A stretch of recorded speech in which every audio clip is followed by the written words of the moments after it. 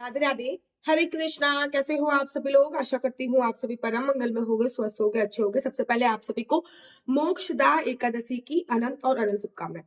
मोक्षदा एकादशी जैसे कि नाम से ही प्रतीत हो रही है, मोक्ष दिलाने वाली एकादशी। न केवल ये एकादशी आपको मोक्ष दिलाती है, अपितु अगर आपके पितरों को अभी तक स्वर्ग की प्राप्ति, वैकुंठ की प्राप्ति नहीं हुई है, तो उनके निमित्त भी अगर ये एकादशी का व्रत रखा जाए तो उनको भी मोक्ष की प्राप्ति होती है।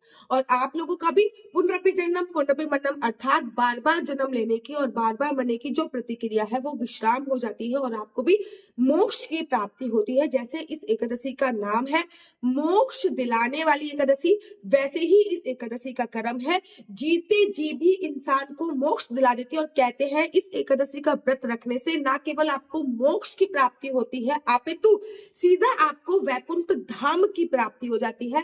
इस एकादशी पे जिसके भी प्राण पखेरु उठते हैं, अर्थात इस एकादशी पे जो भी अपना शरीर, ये मानव रूपी शरीर छोड़ता है ना, वो सीधा वैकुंठ धाम में जाता है। उसके लिए वैकुंठ धाम के दरवाजे खुले रहते हैं।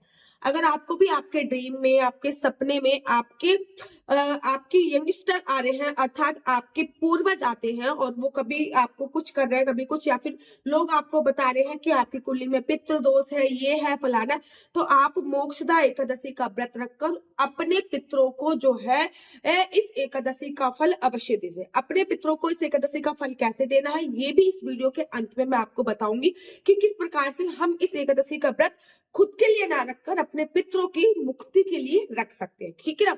क्योंकि आप सभी लोगों को पता है कि हर एकादशी इतनी खास नहीं होती, लेकिन जो ये एकादशी है मोक्षदा एकादशी, ये अपने नाम के अनुसार ही फल देने वाली एकादशी।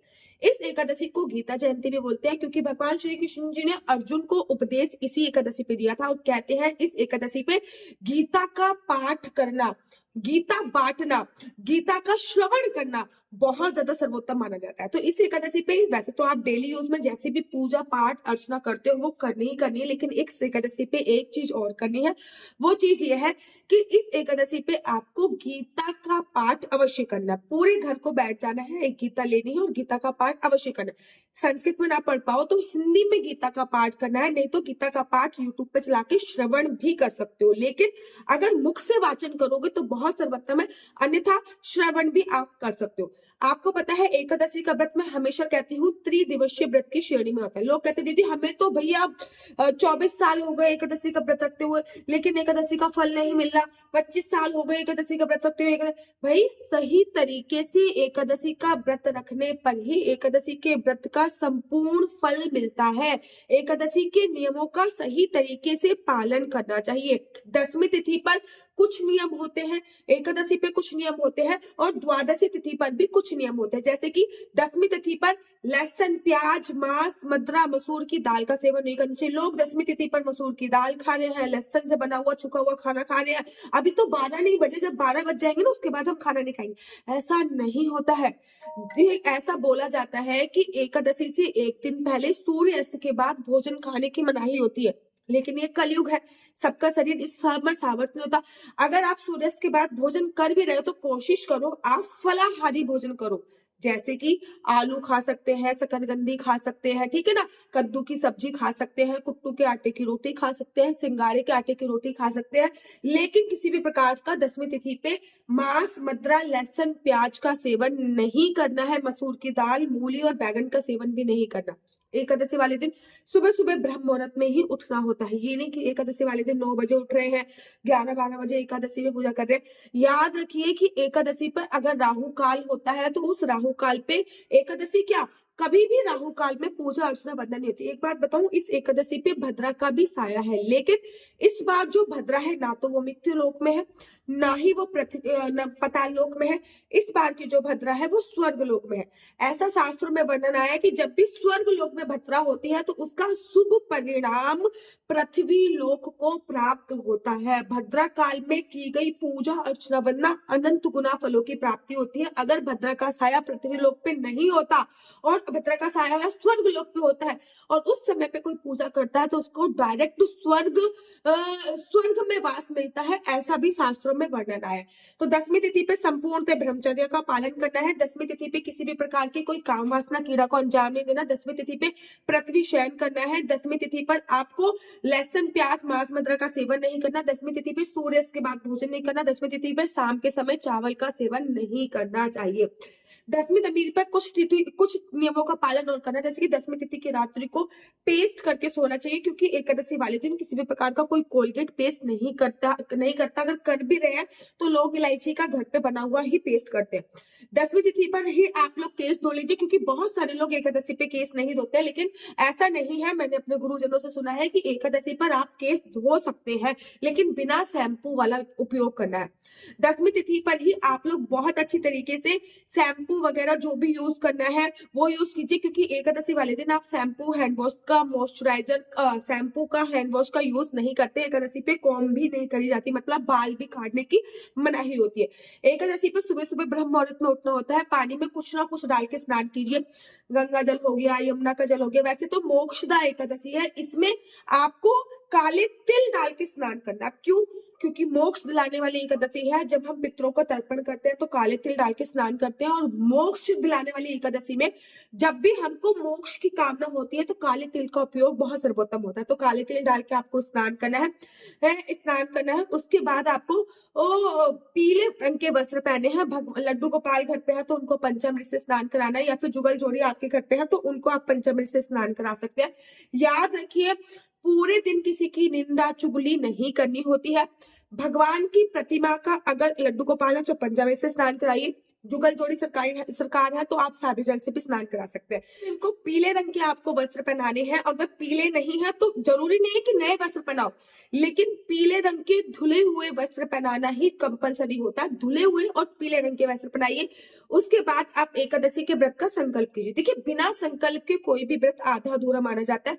संकल्प कीजिए।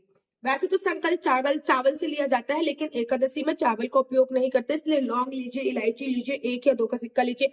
श्री विष्णु, श्री विष्णु, श्री विष्णु। मेरा नाम आशु चौहान है, मेरा गोत्र केमलक्ष है, मेरा निवास स्थान वृंदावन है। मैं मोक्षदा एकादशी का व्रत फलाहार खा के करूंगी। इस व्रत में भगवान मेरे को ये व्रत पूर्ण करने की शक्ति दे। जो भी सामग्री है वो भगवान श्री हरि विष्णु के चरणों में चढ़ा दीजिए। जो भी प्रतिमा भगवान के आपके पास है उनके चरणों में चढ़ा दीजिए, या फिर सूर्य भगवान को जिस लोटे में आप जल देते हैं उस लोटे में चढ़ा सकते हैं। ये सारी सामग्री सूर्य भगवान को समर्पित हो जाएगी। जो पैसे इसमें मिले हुए हैं उस पैसे को उठा के उसमें कुछ पैसा, कुछ अमाउंट और जोड़कर आपको द्वादशी वाले दिन ये दान करना होता है। उसके बाद आपने संकल्प ले लिया। अब आपको कथा पढ़नी होती है। हर एकादशी की अपनी एक कथा आती है, आपने कथा पढ़ी। उसके तत्पश्चात आप लोगों को भगवान का भोग लगाना होता है, और उसके तत्पश्चात आपको आरती इत्यादि करनी होती है। पूरे दिन किसी की निंदा चुगली इत्यादि नहीं करनी होती है। एकादशी वाले दिन में सोने की मनाही होती है। आराम कर सकते हैं, लेट सकते हैं, लेकिन दिन में सोना नहीं होता है। एकादशी पे शाम की पूजा का भी विशेष महत्व होता है। शाम को तुलसी जी की पूजा करनी चाहिए। तुलसी जी के सामने एक घी का दिया जलाना चाहिए। घर के मुख्य द्वार पर 2 घी के दिए जलाने चाहिए। एक दीपक जो है, मोक्षदा एकादशी है, मोक्ष दिलाने वाली एकादशी, तो एक दीपक आकाश में भी दान करना चाहिए। उसके तत्पश्चात क्या करना चाहिए? उसके तत्पश्चात आप सभी लोगों को वो एकादशी वाले दिन संपूर्णतः ब्रह्मचर्य का पालन करना चाहिए। एकादशी वाले दिन आपको ब्रह्मचर्य जरूरी है, क्योंकि ये इस पे मैं बहुत फोर्स कर रही हूँ। मेरे पे इतने क्वेश्चन आते हैं, देखो, एकादशी, द्वादशी और 10वीं तिथि पर एकादशी के व्रत का संपूर्ण फल तभी मिलता है जब आप इन तीनों दिन ब्रह्मचर्य का पालन करते हैं। आपने जैसे व्रत रखा है आपको उस प्रकार से व्रत का विश्राम करना चाहिए। फलाहार खा के रखा है तो फलाहार खाइए, निर्जला रखा है तो निर्जला खाइए, ठीक है ना। संकल्प आपने जिस व्रत का ले लिया कि मैं निर्जला रखूंगी, तो फिर आप पानी नहीं पी सकते। इसलिए आपको आपके शरीर की कैपेसिटी पता है। आप अपने शरीर की कैपेसिटी के अनुसार ही व्रत रखिए कि भाई मैं इतना ही कर सकता हूँ या फिर मैं इतनी ही कर सकती हूँ। उसके अनुसार ही, उसके अनुरूप ही आपको व्रत रखना होता है। अब बारी आती है अगले दिन, द्वादशी वाले दिन भी सुबह सुबह जल्दी उठना चाहिए। व्रत हमेशा सही समय पे हरिवासन समय निकलने के बाद ही खोलना चाहिए। जब हरिवासन समय निकल जाता है उसके बाद ही व्रत का पालन करना चाहिए। हरिवासन समय पे की गई पूजा अर्चना वंदना का बहुत अनंत गुना फल मिलता है, इसलिए हरिवासन के समय में पूजा अर्चना वंदना विशेष तौर पे अवश्य करनी चाहिए। हरिवासन समय निकलने के बाद ही आपको व्रत का धूमधाम से पालन करना चाहिए, ठीक है ना। पालन आराम से कर लेना चाहिए। अब मैं आपको बताती हूँ कि एकादशी का व्रत जो है वो कब है। एकादशी तिथि का जो प्रारंभ हो रहा है वो बुधवार वाले दिन 11 दिसंबर को हो रहा है 3:42 पे। रात को मतलब रात क्या सुबह सुबह ही हो जाएगी। 3:42 पे एकादशी तिथि का प्रारंभ हो रहा है। 12 तारीख को दिन गुरुवार को एकादशी का विश्राम हो जाएगा लगभग लगभग रात को 1:09 पर। 11 तारीख को पूरे दिन की एकादशी रहने वाली है और जैसे ही 12 बजे वैसे ही 1 बजे के बाद एकादशी तिथि विश्राम होने वाली है। तो 11 तारीख को पूरे दिन के अनुसार आपको 11 तारीख को एकादशी का व्रत रखना है। 11 तारीख को ही श्री धाम वृंदावन में एकादशी का व्रत रखने वाला है। भद्रा का साया है उससे कोई भी असर नहीं पड़ता है कि भद्रा का साया है हम कैसे करेंगे। इस टाइम पे आपको जो पूजा का शुभ मुहूर्त मिल रहा है वो सुबह सुबह 7:04 से लेकर 8:22 तक का मिल रहा है। ये बहुत सर्वोत्तम मुहूर्त है। इस टाइम पे की गई पूजा आपको सभी प्रकार का लाभ देगी। एक बात मैं आपको बता दूं कि जो भद्रा का साया स्टार्ट हो रहा है ना वो दोपहर को 2:30 बजे के आसपास हो रहा है जो कि अगले दिन 1 बजे तक रहने वाला है। लेकिन भद्रा जो है वो अशुभ परिणाम देने वाली नहीं है, इसलिए आपको कोई भी टेंशन लेने की जरूरत नहीं है। अगर आप 7 बजे से लेके 8:22 तक पूजा अर्चना वंदना कर सकते हो तो बहुत सर्वोत्तम है। अन्यथा दूसरा मुहूर्त भी मैंने देख के निकाला है। आप 9:34 से लेकर 11 बजे तक भी पूजा अर्चना वंदना कर सकते हो। इस टाइम भी अमृत काल है और इस टाइम की गई पूजा अर्चना वंदना विशेष फलदायी होती ही होती है। एक बात आप लोगों को ध्यान रखिए कि एकादशी जो है वो 11 तारीख को रखी जाएगा एकादशी का व्रत, और 12 तारीख को एकादशी के व्रत का पारण होगा। पारण भी विशेष होगा क्योंकि मोक्षदा एकादशी है। इस एकादशी को अपने पितरों को कैसे समर्पित करना है, जब आप संकल्प ले रहे हो ना एकादशी वाले दिन, तब आपको बोलना है श्री श्री विष्णु श्री विष्णु श्री विष्णु। मेरा नाम आशु चौहान है, मेरा गोत्र केम लक्ष्य है, मेरा निवास स्थान वृंदावन है। आज मैं पूरी विधि विधान से मोक्षदा एकादशी का व्रत रख रही हूँ। ये व्रत मैं फलाहार खा के रखूंगी। इस व्रत में मैं किसी भी प्रकार की निंदा चुगली नहीं करूंगी। इस व्रत में मिलने वाला पुण्य मैं अपने पितरों को समर्पित करना चाहती हूँ और जो सामग्री है वो भगवान श्री विष्णु को चढ़ा देनी। ठीक है, इसी प्रकार से द्वादशी वाले दिन जब आप व्रत खोलोगे उस टाइम भी आपको यही बोलना है। श्री जब आपको व्रत खोलना है ना तब आपको जो चने होते हैं जिसको घोड़े वाले चने जो होते हैं भुने हुए चने, 7 चने लेने हैं। 7 चनों को तोड़ लेना है। 14 हो जाएंगे, अपने हाथ में रखना है। वो 7 चने द्वादशी वाले दिन बता रही हूँ, जब आपको व्रत खोलने का समय होता है तब की बात है। तब आपको क्या करना है, श्री विष्णु श्री विष्णु श्री विष्णु। मेरा नाम आशु चौहान है, मेरा गोत्र केम लक्ष्य है। आज मैंने पूरी विधि विधान से मोक्षदा एकादशी का व्रत रखा था। ये इस एकादशी का फल मैं अपने पितरों को दे रही हूँ। जो भी पितर मेरे कहीं भी गमन कर रहे हैं उनको स्वर्ग की प्राप्ति हो, वैकुंठ की प्राप्ति हो और उनका पुनरपि जन्म पुनरपि मरणम अर्थात बार बार जन्म लेने की बार बार मरने की प्रतिक्रिया समाप्त हो कि मोक्ष की प्राप्ति हो, ऐसी मैं कामना करती हूँ। मेरा इस एकादशी का जो भी फल है वो मेरे पितरों को चला जाए। और आपने जो ये सामग्री है ना ये अपने पीछे डाल देनी, फिर इस पे किसी के पैर पड़े या कुछ भी पड़े कोई भी फर्क नहीं पड़ता। तो इस प्रकार से आप इस एकादशी का फल अपने पितरों को समर्पित कर सकते हैं। मेरा नंबर है 4/9/20-25-65। दोबारा से रिपीट करती हूँ, मेरा नंबर है 4/9/20-25-65। आपका बच्चा जॉब करेगा, बिजनेस करेगा, किस फील्ड में बिजनेस करेगा, जॉब करेगा, किस फील्ड में जॉब करेगा, आपका लकी नंबर क्या है, लकी कलर क्या है, आपकी शादी का योग कब बन रहा है, कुंडली मिलाने के लिए इस नंबर पर संपर्क कर सकते हैं। आपको गर्भ धारण कब करना चाहिए, क्या खग मास में गर्भ धारण करना चाहिए नहीं चाहिए, संतान प्राप्ति का योग कब बन रहा है, आपके बच्चों को गुस्सा बहुत आता है, आपको हेल्थ इश्यूज है, मतलब XYZ मैं चाहती हूँ कि 2025 कैसा रहेगा आने वाला, ये सभी जानकारी आप मेरे से कुंडली के माध्यम से प्राप्त कर सकते हैं।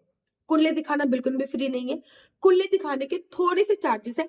इस नंबर पे किसी भी प्रकार से कोई क्वेश्चन आंसर पूछने के लिए फोन मत कीजिएगा, ये नंबर केवल और केवल कुंडली दिखाने के लिए। अगर आपको मेरी वीडियो अच्छी लगती है तो आप अपना यूट्यूब चैनल हरि बोल को लाइक शेयर सब्सक्राइब करना बिल्कुल भी मत भूलिए। तब तक के लिए मुझे दीजिए इजाजत। राधे राधे, हरे कृष्णा, हरि बोल।